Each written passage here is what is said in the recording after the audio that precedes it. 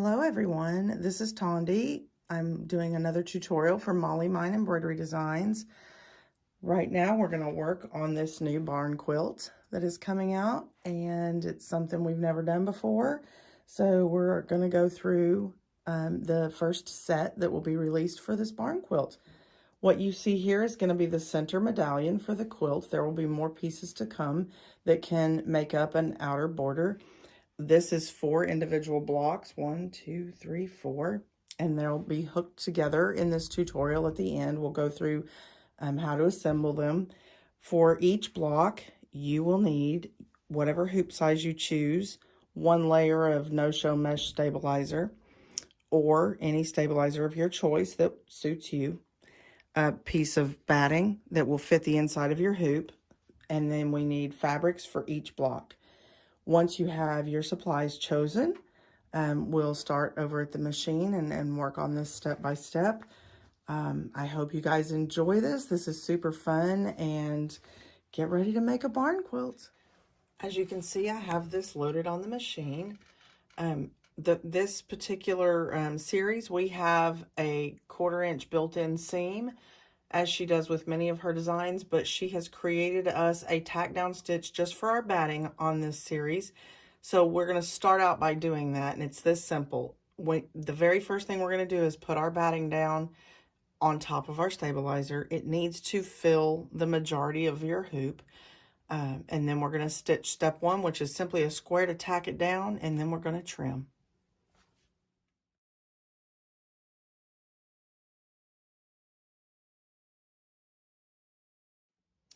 As you can see, I've trimmed very close to the edge.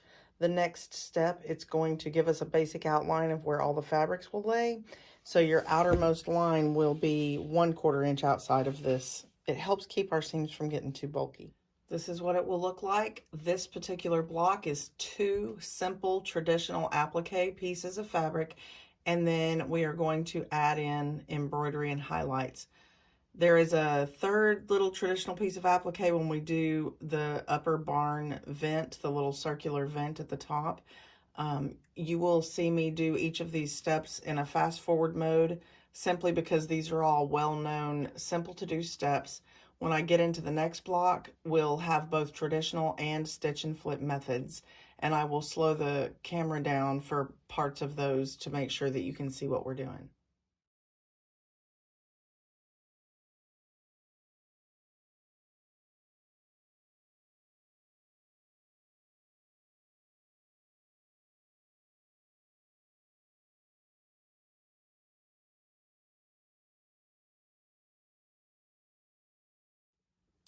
This block is finished, and we're ready to trim and get started on the second one. Okay, we have the next block loaded up and ready to start, but first I want to show you when we finish a block, I've trimmed it all the way to this edge. Oftentimes you will hear folks tell you to leave a 1/4 inch or 1/2 inch of fabric down there for seam allowance, but it is not necessary. Remember, the seam allowance is built in, so when we have these trimmed, we put them face together. This now is your edge that you would line up to sew. You will stitch 1/4 inch inside to where we tack down our batting. This is the outermost edge of your fabric, not where you stitch. So this is your seam allowance already in here, and it's tacked down very well in the design because of that zigzag stitch that we saw go down. So feel free during your hoop to trim it all the way around the edge. You will be able to line it up so nicely when you're finished. Okay, now we're going to get on to this lower half of the barn. There will be both traditional applique and stitch and flip in here, but I'm going to start out with fast forward mode, and then I will slow it down when I want you to see something more closely.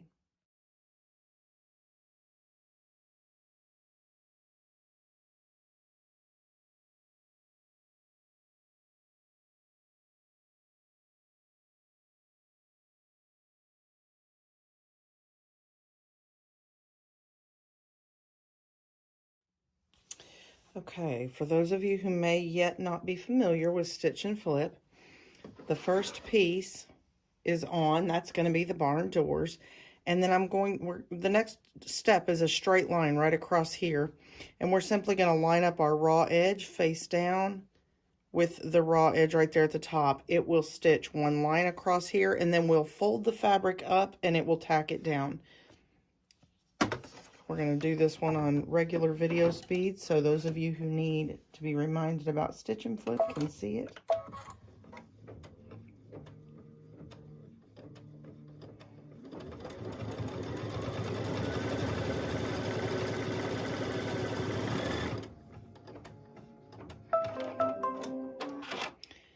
Okay, so our single line is tacked down, and you're simply going to take your fabric and fold it.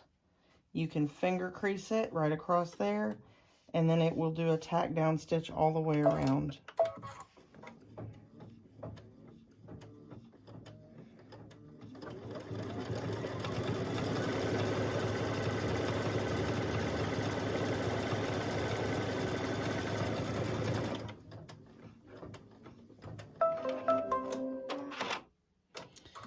Okay, as you can see, this is finishing up.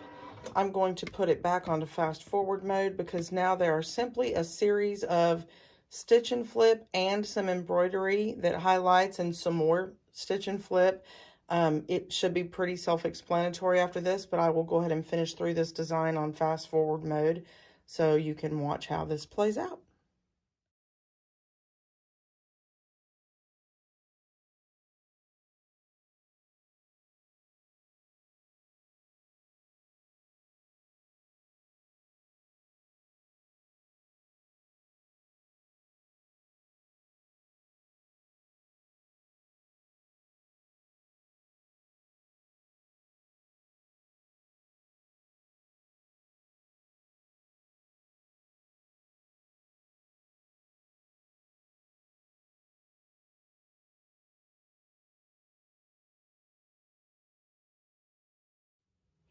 Okay, this block is all finished, and we're going to go take this out of the hoop and trim it up and get ready for the start of the next block. The next one is going to be the lower portion of the barn with the tractor in it.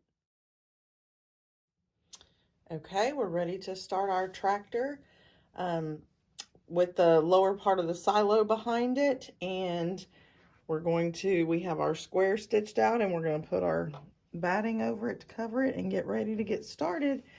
This block is also just a series of traditional applique and stitch and flip. That part's fairly straightforward, and the adding of the embroidery is fairly straightforward.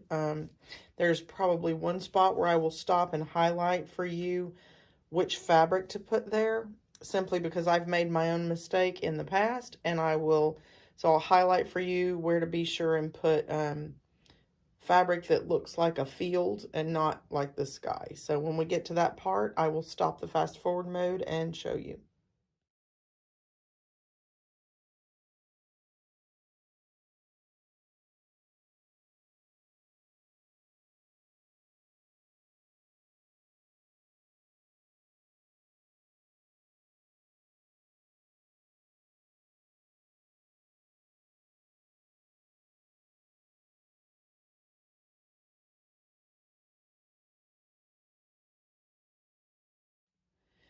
Okay, so I've stopped the machine right after the step where it highlights the parts in the silo. It is going to come up here and stitch a straight line right down here, and we're going to fold over. This piece of fabric right here should match this long piece of fabric right here. This I accidentally treated like sky one day, but it is not sky. This is part of the field in the background. So whatever you're going to use for your field area is going to be here and this long section. So right now we're doing this piece. So my back field is going to be this green.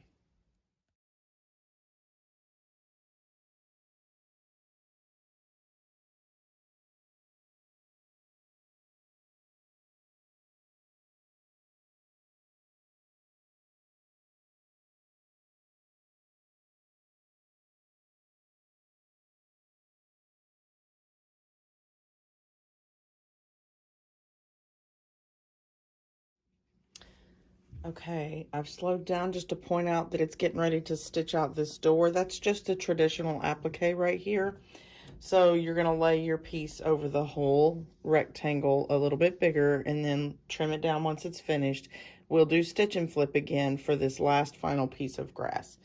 So just wanted to point that out.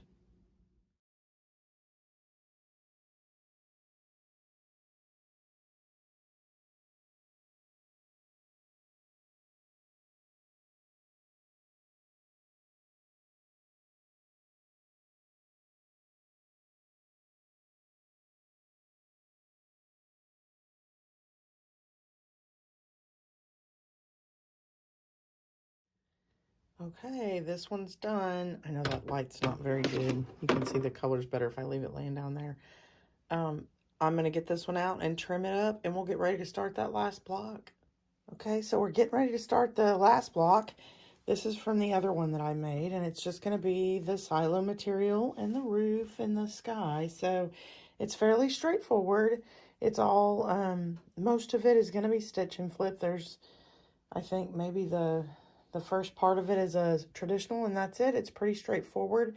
So I'm going to put this video on to fast forward and let you kind of watch me finish up this last block. And then I will slow it back down to show you all how to simply stitch the 4 blocks together.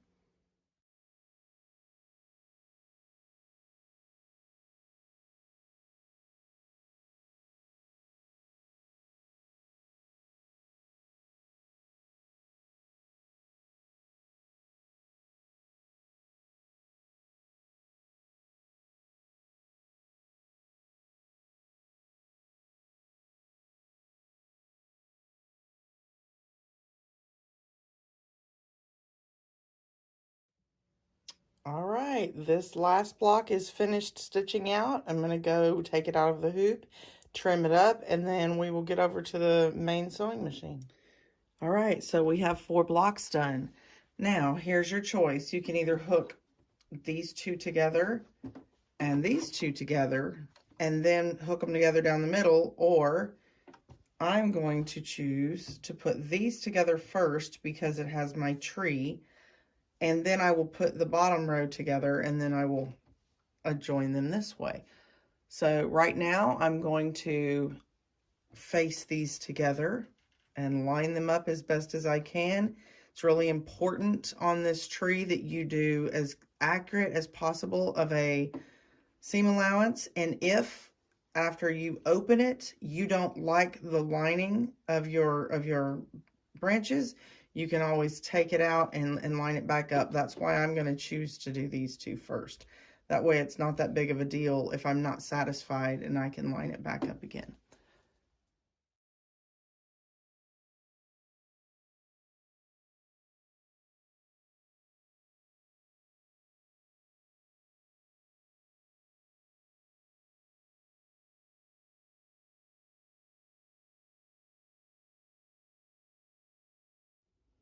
Okay, there you have it. It worked great. My suggestion is definitely to hook these 2 together first. That made it much easier for me when I tried hooking top to bottom and top to bottom, and then joining the rows down here. It was much more difficult on the tree. I had a really easy time just doing this. There they are. And then when you come across the bottom, just line your ladder up. It's the one that's the most important right there. So I hope you all have enjoyed the barn video tutorial, and I hope that you have a fun time doing this quilt. And if you need any help, just give a holler. Happy quilting. This concludes the barn quilt tutorial for Molly Mine. Please visit mollymine.com to get your barn quilt designs.